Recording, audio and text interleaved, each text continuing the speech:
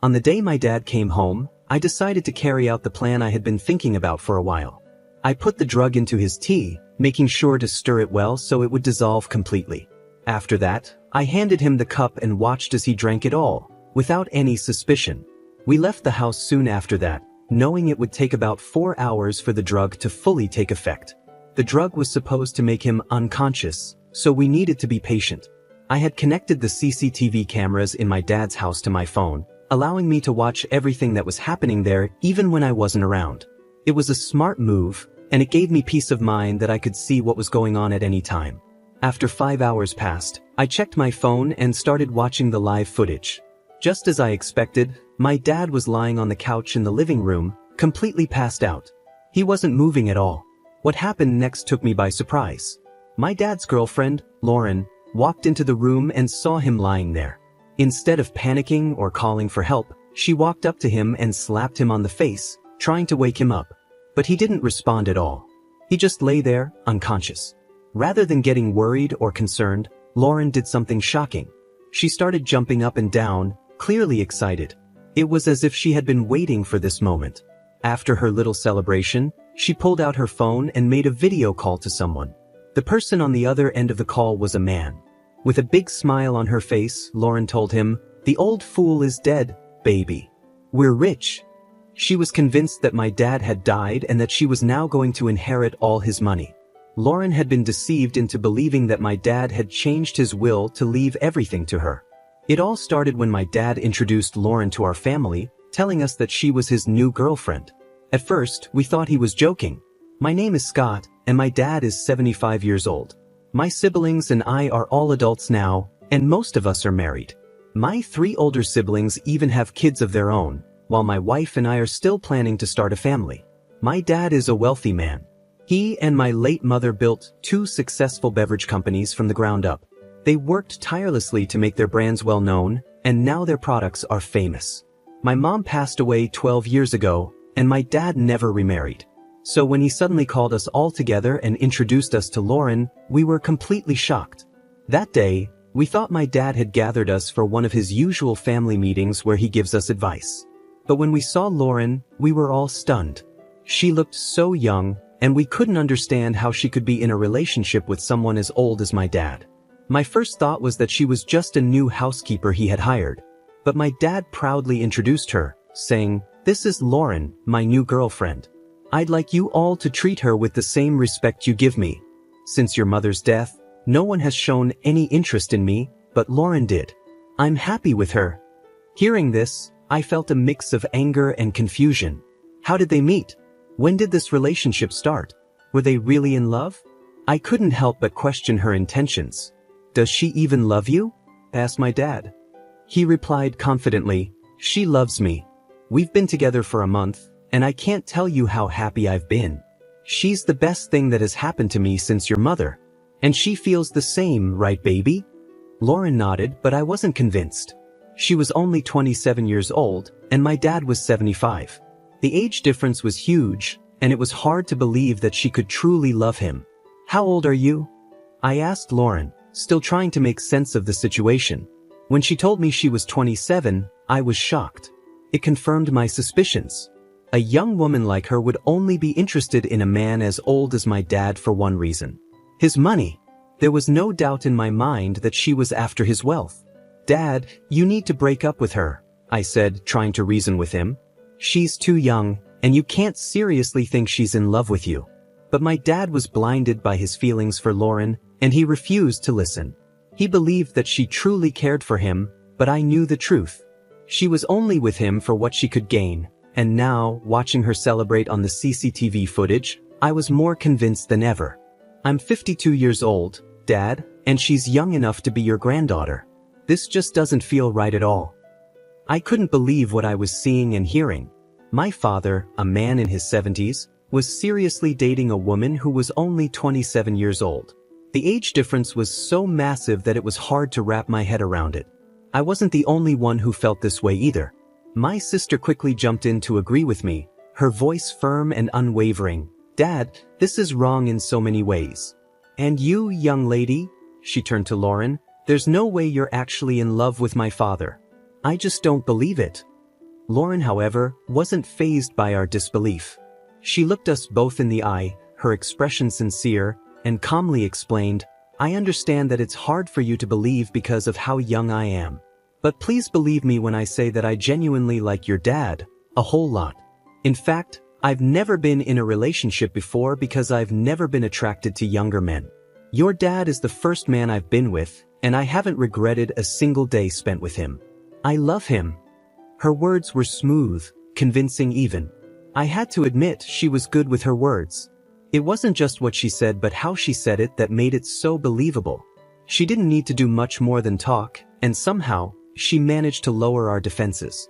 My sister and I exchanged looks, still skeptical but also unsure of how to respond. Could she be telling the truth? Could someone so young really fall for a man so much older? We spent the rest of that day at my dad's house, trying to get to know Lauren better. She was incredibly hospitable, going out of her way to make us feel comfortable. She even prepared a delicious meal for us, and my sister, who rarely complimented anyone, couldn't stop raving about how good the food was. Lauren was so thoughtful that she even packed some extra food for my sister to take home, knowing how much she had enjoyed it.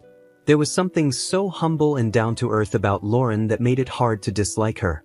She was kind, polite, and seemed genuinely interested in our family. After that day, we met Lauren a couple more times, and with each meeting, our skepticism slowly began to fade.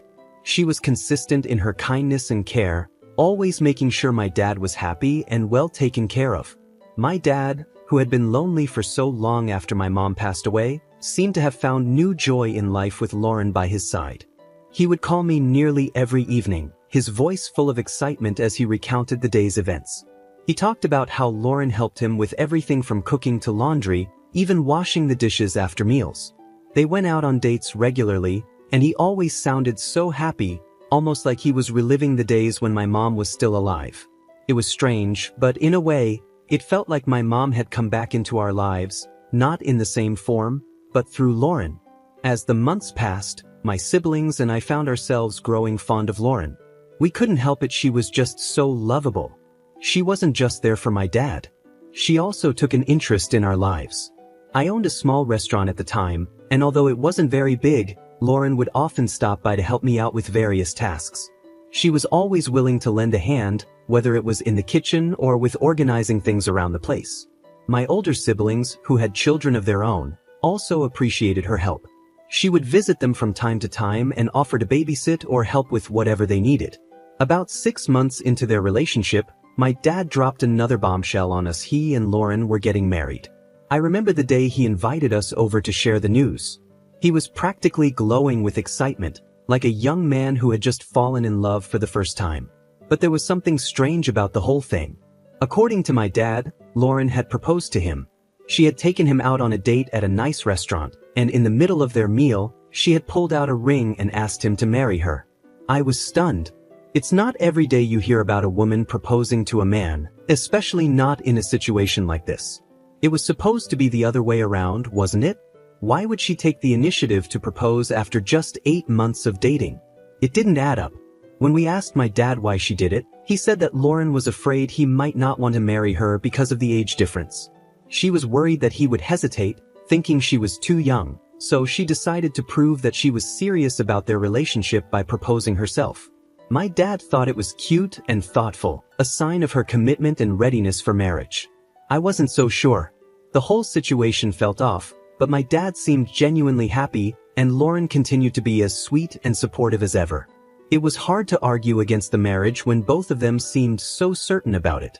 I wanted to believe that Lauren's intentions were pure, that she truly loved my dad and wasn't just after his money. But there was always that nagging doubt in the back of my mind, the feeling that something wasn't quite right. The wedding was a small affair, just close family and a few friends. My dad was over the moon, and Lauren looked radiant in her wedding dress.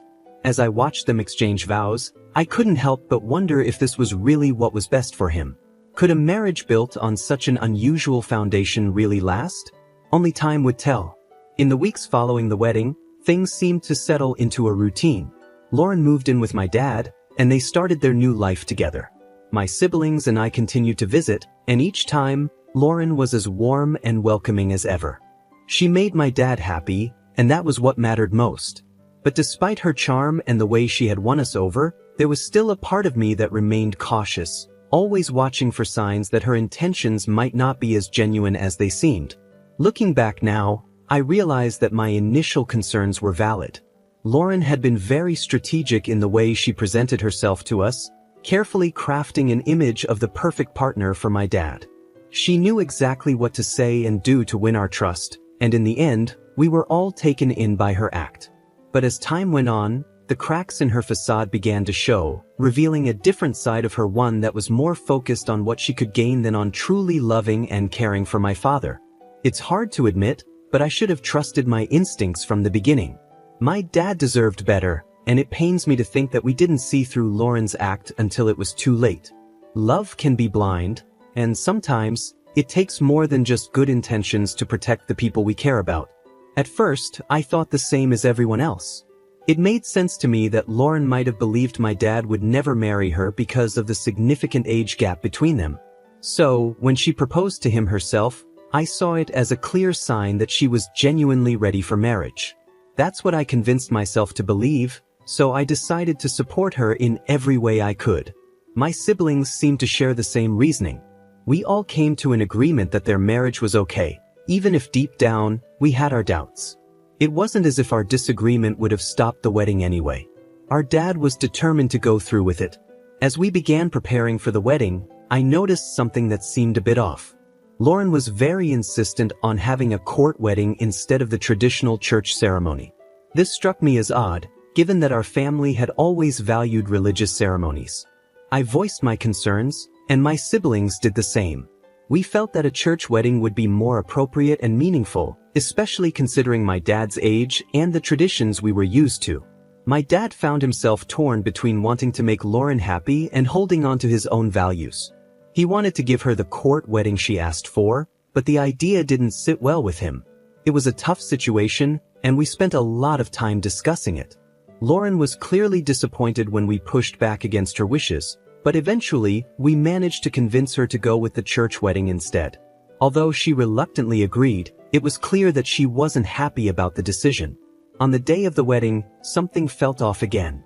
Lauren didn't seem as excited as we had expected. Her demeanor was subdued, and she didn't have the radiant joy that most brides have on their wedding day. We were all fooled into thinking that she might have been feeling unwell, perhaps just dealing with a headache or pre-wedding jitters. We felt bad for her, and my sister, in particular, spent a lot of time comforting her and staying close to her throughout the day. We chalked it up to nerves and hoped that once the ceremony was over, everything would go back to normal. After the wedding, life for my dad and Lauren began.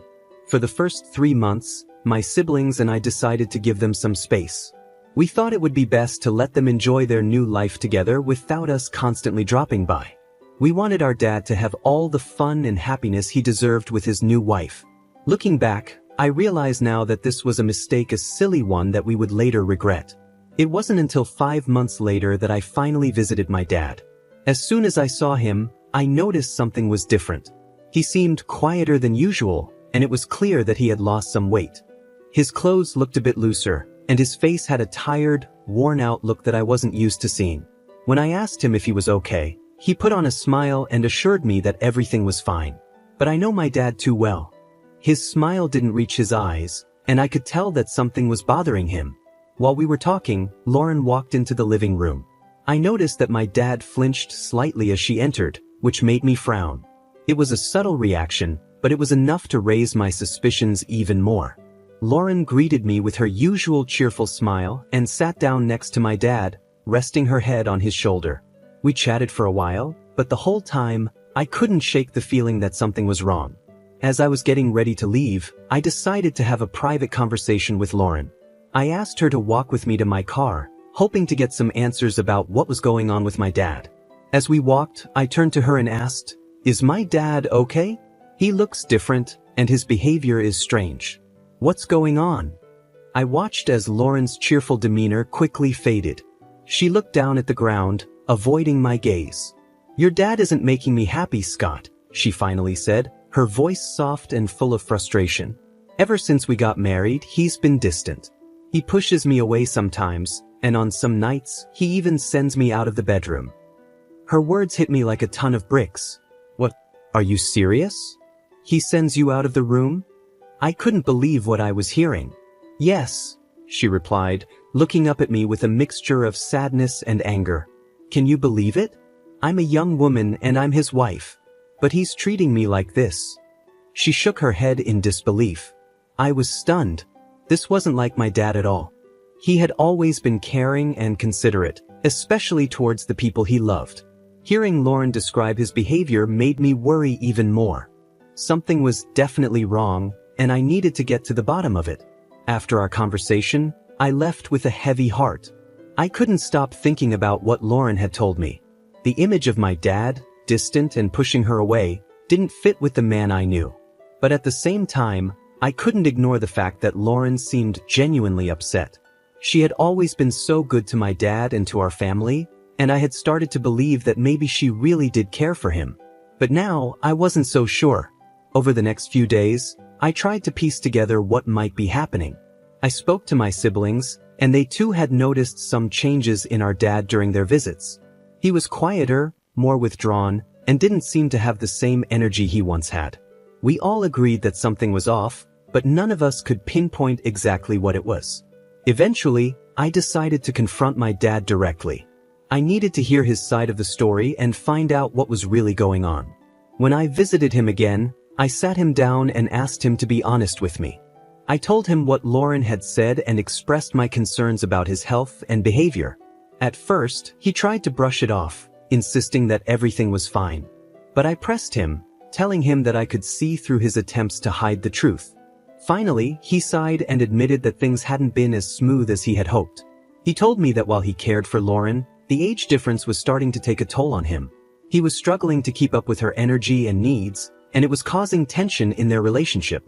He confessed that he felt guilty about not being able to give Lauren the kind of life she deserved. He knew she was young and full of life, and he felt like he was holding her back. That was why he had been distant and why he sometimes sent her out of the room at night. He didn't want to face the reality that their relationship might not work out the way he had hoped. Hearing this broke my heart. My dad had always been a strong, confident man, but now he seemed vulnerable and unsure of himself. I could see that he was struggling, and it hurt to know that he was going through this alone. I assured him that he didn't have to face this on his own and that my siblings and I were here to support him. I also realized that Lauren wasn't entirely to blame. She had her own struggles and expectations, and it wasn't fair to judge her without understanding her perspective. I knew I needed to talk to her again, this time with more compassion and understanding. In the end, I learned that relationships, especially those with such a significant age gap, come with their own set of challenges. My dad and Lauren were trying to navigate a difficult situation, and it wasn't easy for either of them. But what mattered most was that they both wanted to make it work, and they were willing to put in the effort to overcome the obstacles they faced. As I left my dad's house that day, I felt a mix of emotions. There was still a lot to work through, but I was hopeful that with time and open communication, my dad and Lauren could find a way to make their marriage a happy one. And as a family, we would be there to support them every step of the way. I deserve his attention, but it's like he doesn't love me. I'm so sad, Jack. Hearing Lauren say that made me feel terrible. She seemed genuinely hurt, and I couldn't help but feel sympathy for her. I promised her that I would talk to my dad and try to understand what was going on. She thanked me and went back inside the house. The next time I visited my dad, I noticed things had gotten even worse. He was quieter than before, barely saying a word to me. His behavior was so strange that it left me feeling frustrated and worried. I couldn't take it anymore, so I left his house in anger, unsure of what to do next. As I was driving away, I received an unexpected phone call from my dad's lawyer. He informed me that my dad had recently contacted him about changing his will. According to the lawyer, my dad wanted to leave everything to Lauren. This news shocked me. I never expected something like this, and it immediately raised red flags in my mind. I decided to share this information with my siblings. We all agreed to visit our dad together, hoping to figure out what was really going on. 6 days later, we arrived at his house, only to find it eerily quiet and empty. I hurried up to his room, and to my horror, I found him lying on the floor, unconscious. I quickly called for my siblings to help, and we rushed him to the hospital. When Lauren arrived at the hospital, her reaction was not what I expected. The first words out of her mouth were, "Is he dead? No, he can't die now. Has he changed his will yet? He can't die." Her words sent a chill down my spine. How could she be more concerned about the will than about whether my dad was alive or not? My father wasn't dead, but her reaction made me deeply suspicious. I confronted her, asking, "What are you saying? My father is not dead." Lauren suddenly became cold, scratching her head and stammering, "Well, he said he had some changes to do. I was just scared that he didn't get to do that before he died. What happened to my husband?" Her behavior only made me more suspicious. Why would she immediately assume he was dead, and why was she so focused on the will? It didn't make sense unless she had ulterior motives. When my dad finally woke up, he started crying uncontrollably. We tried to comfort him and asked why he was so upset, but he wouldn't tell us. Instead, he asked Lauren to leave the room, which only added to my suspicions. It seemed like something was terribly wrong, and my siblings agreed with me. We began to suspect that Lauren might be abusing our dad and that she was only interested in his money. The fact that she was so concerned about the will was a big clue, and we couldn't ignore it. We also questioned why our dad would suddenly want to change his will in such a drastic way. It wasn't like him to make such decisions without discussing them with us. We started to think that maybe Lauren had pressured him into it. After all, she was the one who had proposed marriage in the first place, which was strange enough on its own. Determined to uncover the truth, we came up with a plan. We knew that our dad would never tell us if something was wrong, so we decided to find out on our own. Before leaving the hospital, we spoke to the family doctor who had been taking care of my dad for years. We trusted him completely, so we shared our concerns and asked for his help. The doctor gave us a drug that could make a person sleep for an entire day, making them appear as if they were dead. We planned to use this to see how Lauren would react if she thought my dad had passed away. We also arranged for Lauren to stay at the hospital with my dad for 3 more days, giving us time to install hidden cameras throughout their house. This way, we could monitor everything that happened once they returned home. On the day my dad came home, I put the drug into his tea, making sure it was well mixed so he wouldn't notice anything unusual. After he drank it, we left the house, knowing that it would take about 4 hours for the drug to take full effect. I had connected the cameras to my phone, so I could watch everything in real time. We waited anxiously, hoping that our plan would reveal the truth about Lauren and her intentions. I could see and hear everything that was happening in my dad's house, thanks to the cameras we had set up. 7 hours later, I started watching the footage on my phone. My dad had passed out in the living room, just as we expected. What happened next shocked me. Lauren walked into the room and saw my dad lying there, unconscious. Instead of panicking or calling for help, she tried to wake him up by slapping him. I was surprised by this, but my dad didn't move at all. He was completely out. What Lauren did next was even more disturbing. Instead of getting worried or concerned, she started jumping up and down, clearly excited. It was as if she had been waiting for this moment. After her little celebration, she quickly pulled out her phone and made a video call to someone. I watched as she spoke to a man on the other end of the call, saying, "The old fool is dead, baby. We're rich." She was convinced that my dad was dead and that she was about to inherit all of his money. What Lauren didn't know was that the lawyer had played a trick on her.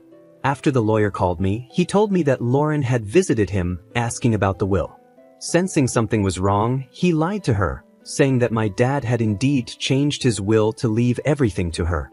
The lawyer had been with our family for a long time, so he knew how to handle the situation. I was so grateful to him for his quick thinking. While Lauren was busy celebrating with the man on the phone, I immediately contacted the police and my siblings. We all rushed over to my dad's house, determined to catch her in the act.